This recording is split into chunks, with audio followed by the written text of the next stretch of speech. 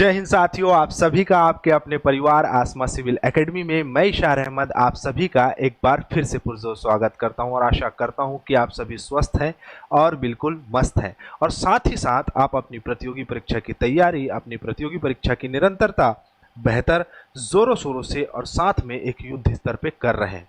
और साथियों, हमारा कौन कौन सा प्रतियोगी परीक्षा मतलब कौन कौन से कॉम्पिटिटिव एग्जाम्स, तो CGPSC, Vyapam, SSC, railway, specifically जिसमें करंट अफेयर के क्वेश्चंस पूछे जाते हैं उसके लिए करंट बनाया जा रहा है और ये आप लोगों के लिए बहुत ही महत्वपूर्ण होने वाला है। तो वीडियो को शुरू से अंत तक देखना ना भूलें। साथ ही साथ मैं आप लोगों को बताना चाहूँगा कि अगर आप इस चैनल में नए हैं तो चैनल को सब्सक्राइब करें और अगर आप चैनल में पहले से हैं तो इस वीडियो को शेयर करना ना भूलें, अपने व्हाट्सएप स्टेटस में लगा लिया करिए ताकि हमारी पहुंच सब तक पहुंच पाए और लोग हमें देखें और हमें जो है अपना प्यार नवाजें। ठीक है, तो चलिए अपना सत्र हम प्रारंभ करते हैं और हमारा सत्र हमेशा एक पॉजिटिविटी के साथ होता है, एक सकारात्मकता के साथ अपना सत्र स्टार्ट करते हैं हम। तो आइए, लेखक क्या कहता है कि अभी तो असली उड़ान बाकी है, परिंदे का इम्तिहान बाकी है, अभी अभी तो लांघा है समुंदर, अभी तो पूरा आसमान बाकी है। मतलब साथियों कि हमारा अगर ये उद्देश्य है कि हमें अपना कॉम्पिटिटिव एग्जाम निकालना है तो रोज हमें सफलताएं मिलेंगी और कभी ना कभी हम त्रुटि करके, गलतियां करके हम असफल रहेंगे, लेकिन हमारा उद्देश्य, हमारा सोच, हमारी जो मानसिकता है वो बिल्कुल सकारात्मक होनी चाहिए जिससे कि हम क्या हो सके, अपने लक्ष्य के प्रति आगे बढ़ सकें, अपने लक्ष्य को प्राप्त कर सकें। आशा करता हूं मेरी बातें आप लोगों को समझ में आ रही होगी। तो चलिए अपना सत्र प्रारंभ करते हैं और इसी के साथ हमारा जो लास्ट क्वेश्चन हमेशा जो पूछा जाता है वो कुछ इस प्रकार से है कि हाल ही में किस मंत्रालय ने यशस्विनी पहल की शुरुआत की है। ये मुख्य रूप से यशस्विनी पहल एमएसएमई मतलब कि सूक्ष्म लघु एवं मध्यम उद्योगों के लिए जो है ये बनाया गया है, जिसमें महिलाओं को प्रोत्साहित किया जाएगा। सहायक राशि 5 लाख रुपए तक की उनको जो है मुहैया कराई जाएगी जिससे कि वो अपनी उद्यमिता का विकास कर सके। और ये आंसर दिया है किसने, तो श्री ने सही आंसर दिया है, MSMEs. Very good Shri. Ragini Dwivedi हर बार की तरह कंसिस्टेंट होकर ये साबित किया है कि पढ़ाई में कंसिस्टेंसी कितनी जरूरी है। ठीक है, तो वेरी गुड रागिनी। और साथ ही साथ श्री ने भी सही आंसर दिया है। ओके, श्री ने एक और आंसर दिया है, मैंने पढ़ाते पढ़ाते पूछा होगा कि आरबीआई के पहले गवर्नर श्री ऑसबोर्न स्मिथ थे और आरबीआई के भारतीय गवर्नर सी.डी. देशमुख जी रहे हैं। Very good Shri. देखो, मैं पढ़ाते रहता हूं और उस बीच में कभी ना कभी मैं क्वेश्चन पूछ देता हूं, तो उस क्वेश्चन को भी आपको आंसर, उस क्वेश्चन का भी जो है आप लोगों को आंसर देना है ताकि मैं ये जान सकूं कि आप कितने अच्छे तरीके से कनेक्टेड हैं। वेरी गुड श्री, ऐसी अपनी कंसिस्टेंसी बनाए रखिए। ठीक है, तो चलिए पहला प्रश्न हमारे स्क्रीन में ये रहा, दिवस से संबंधित प्रश्न है कि संयुक्त राज्य अमेरिका का स्वतंत्रता दिवस किस दिन मनाया जाता है। बहुत ही मस्त क्वेश्चन है, बहुत ही अच्छा क्वेश्चन है कि संयुक्त राष्ट्र का स्वतंत्रता दिवस कब मनाया जाता है। तो आज का दिन 4 जुलाई 1776 में जो है ये देश आज़ाद हुआ था। किनसे आज़ाद हुआ था, तो तानाशाहों से आज़ाद हुआ था 1776 में। और हर साल 4 जुलाई मतलब को मनाया जाता है इनका स्वतंत्रता दिवस। और 1777 मतलब 1777 से ये स्टार्ट हुआ है। कब से स्टार्ट हुआ है, तो आपका 1777 से स्टार्ट हुआ है अमेरिका का स्वतंत्रता दिवस मनाया जाना। क्लियर है, तो आप लोगों को ये समझ में आ गया होगा। तो जैसे कि मैंने बताया हर साल 4 जुलाई को मनाया जाता है। ये इस साल कौन सी वर्षगांठ थी, तो 248वीं वर्षगांठ थी, यहाँ पर लिखाया हुआ है। ठीक है, आगे बढ़े। जैसे कि बनाया 4 जुलाई 1776 में टैक्स का बहुत ज़्यादा जो है आरोपण किया गया था उन लोगों के ऊपर, वहाँ की कॉलोनीज के ऊपर, और उस टैक्स से छुटकारे के लिए ये जो है चालू किया गया है। क्लियर है साथियों, आगे बढ़े। अगला है अंतरिक्ष अन्वेषण और अनुसंधान एजेंसी SERA और ब्लू और ओरिजिन ने अंतरिक्ष मानव मिशन के लिए किस देश के साथ साझेदारी राष्ट्र की घोषणा की है। मोस्ट इंपॉर्टेंट, बहुत ही इंपॉर्टेंट न्यूज है ये, बहुत ही इंपॉर्टेंट करंट अफेयर है जो कि आप लोगों को पता होना चाहिए।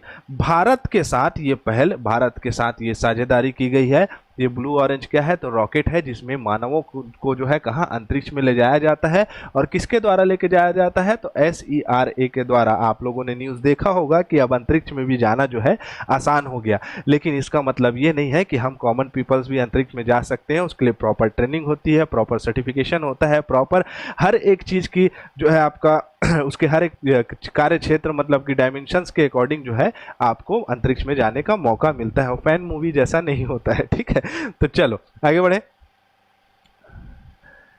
फैन मूवी नहीं भाई, क्या तो मूवी था वो, हाँ फैन, हाँ जबरा फैन, ऐसी कुछ तो शाहरुख खान का मूवी, ठीक है। चलो मूवी मैं देखते रहता हूँ लेकिन नाम याद नहीं रहता है कभी कभी, ठीक है। तो मैंने बताया कि कौन सी एजेंसी, तो space exploration and research agency SERA, जो कि अमेरिका की कंपनी है, ठीक है। एजेंसी है, कंपनी बोल रहा हूँ, एजेंसी है, क्लियर। आगे बढ़े।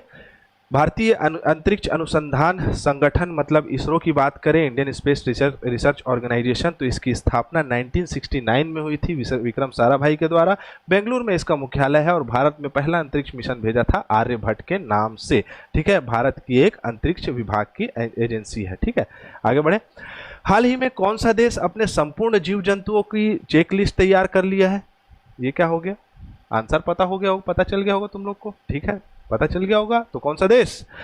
मेरा भारत महान। भारत ऐसा देश बन गया है जिसने पूरे भारत में रहने वाले जीव जंतुओं की एक लिस्ट बना ली है और इस लिस्ट के तहत जो है पूरे तरीके से आपका वेबसाइट में अपलोड कर दिया गया है और आप जो है क्या कर सकते हैं, इसमें खोज करके सारे जीव जंतुओं के बारे में जानकारी प्राप्त कर सकते हैं। क्लियर? आगे बढ़े। चलो,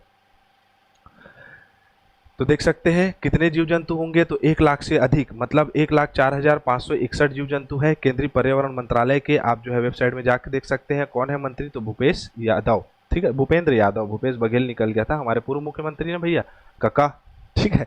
चलो, सुजाता सैनिक किस राज्य की इंपॉर्टेंट मुख्य सचिव बनी है? इंपॉर्टेंट याद रखना साथियों, ये प्रश्न पूछने की संभावनाएं बढ़ जाती है।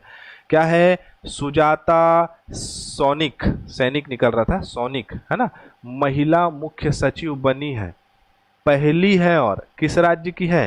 तो महाराष्ट्र की है। महाराष्ट्र की पहली महिला मुख्य सचिव सुजाता सोनिक, ठीक है, आप लोगों को याद रखना है। 1987 की बैच की IAS अधिकारी है। और किस राज्य में मुख्य सचिव की नियुक्ति हुई है? तो मनोज सिंह, जो कि उत्तर प्रदेश के मुख्य सचिव बने हैं। अगला क्वेश्चन हमारे स्क्रीन में ये रहा।